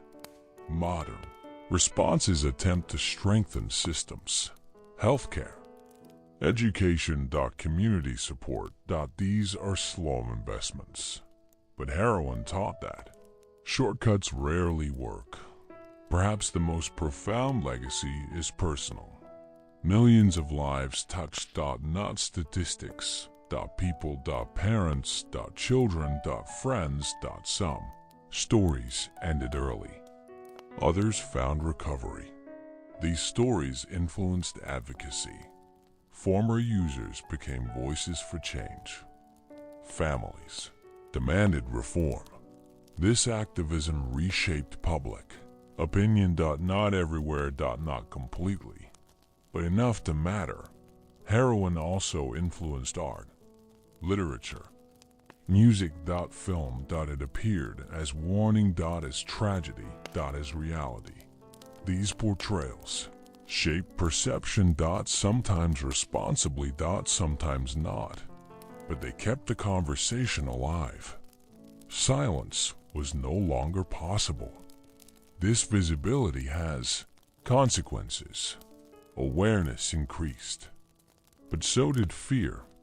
Balancing these emotions remains a challenge. Heroin's long shadow extends into modern debates about pain management. Doctors are cautious now, sometimes overly so. Patients fear being labeled. Doctors fear consequences. This tension traces back to heroin's early misuse. History shapes caution. In some cases, caution protects. In others, it restricts care. Finding balance remains difficult. Heroin's story is not just about a drug.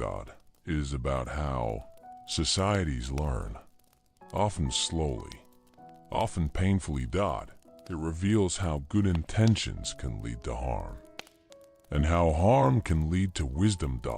This wisdom is incomplete. But growing. The long shadow does not mean endless darkness. It means awareness. Awareness of complexity. Of consequence, of responsibility. As new substances emerge.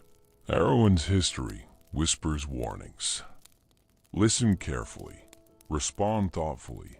Act humanely. This chapter is not an ending. It is a reflection. A pause to consider what has been learned and what still needs to be learned. Heroin shaped the modern world not by design. But by impact. Its legacy is written in laws, in clinics. In conversations. And in lives that continue. The final chapter will bring this story to rest. Not with answers, but with understanding. Every long story eventually grows quiet. Not because everything has been solved, but because there is nothing left to shout. This is where we are now. At the end, not of heroin, not of struggle, but of this telling. History rarely ends with answers. It ends with questions. And the most important question heroin leaves behind is simple. What did we learn? For more than a century, heroin moved through human systems. Medicine, industry, war, law. At every stage, people believed they were acting correctly. Doctors wanted to ease pain. Companies wanted to innovate. Governments wanted control. Communities wanted safety. No one set out to create disaster. And yet, disaster followed. This is not unique to heroin. It is a pattern. Human systems move faster than understanding. And consequences always arrive later. In the early years, heroin was hope. A clean solution, a modern answer. Later, it became fear. a symbol of loss, of danger, of moral failure. Then it became policy. Numbers, rules, punishments, and finally, it became reflection. Reflection is slow. It requires patience and humility. Heroin forced societies to confront uncomfortable truths, that pain does not disappear when ignored, that people do not respond well to absolutes, that control without care creates shadows. These lessons were learned slowly. At great cost. Lives were lost before understanding arrived. Families were broken before compassion followed. History asks us not to forget this, not to repeat it blindly. When we look back at Heroin's story, we see more than a drug. We see how humans respond to complexity. Our first instinct is often denial. When denial fails, fear. When fear fails, force. Only later do we try listening. Listening is difficult. It requires accepting that reality is messy. Heroin exposed this. MESS. It showed that suffering does not fit neatly into laws, that biology and behavior are intertwined, that morality alone cannot solve medical problems. This understanding reshaped modern thinking. Slowly. Unevenly. Today, the language is different. We speak of mental health, of trauma. Of social support. These conversations exist because heroin forced them into existence, not because it wanted to, but because ignoring reality eventually becomes impossible. History also asks us to consider time. Many decisions that caused harm were not malicious. They were rushed. Or delayed, or made with incomplete information. The people who prescribed heroin in the early years did not know the future. The people who banned it absolutely did not foresee all consequences. Judging the past is easy. Understanding it is harder. History asks for understanding. Understanding does not excuse harm, but it helps prevent repetition. Heroin's legacy reminds us that certainty is dangerous. When a solution feels too simple, it usually is. When policies promise total elimination, they often hide new risks. Complex problems require layered responses. Health. Education. Support. Enforcement. None work alone. This balance remains fragile. Even now, modern societies still struggle with new substances. New crises, new fears. Each time, the old instincts return. Ban it, crack down, erase it. And each time, history whispers the same warning. Be careful. Heroin also asks us to remember the human scale. Statistics are useful, but they are not stories. Behind every number is a life, a family, a moment. Many people touched by heroin were never seen. They lived quietly, suffered privately. Their stories were not written in laws, but they shaped outcomes. This chapter honors them. Not by naming, but by remembering that they existed. Sleep stories often end softly. Not with conclusions, but with calm. So, this ending is quiet.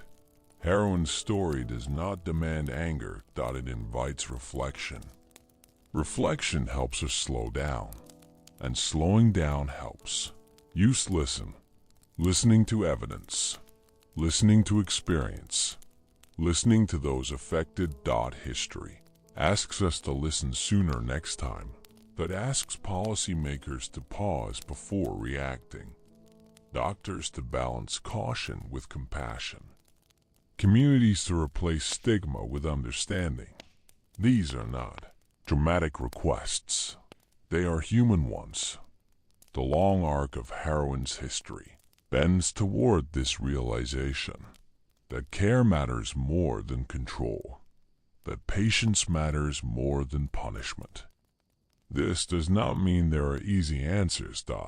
It means there are better questions. As this story comes to rest, consider what remains. The world continues. New challenges arise, but the past is still present. Heroin's shadow is long, but it is not endless. Shadows fade when light is steady. Not harsh. Not blinding. Just steady. This is what history asks of us. Not perfection, but progress. Not certainty, but humility. Not silence, but thoughtful response. As you listen, as you rest, let this story settle gently. There is nothing you need to do now. No lesson to memorize. Just the awareness that history is not distant. It lives in decisions. In language. In care. And in the quiet moments when we choose how to respond. The story of Heroin ends here, not because the world solved it, but because understanding reached a place of rest. And rest is important. Rest allows reflection. Reflection allows change. This is the quiet ending history offers. Not an answer, but an invitation. To remember. To learn. And to move forward more gently.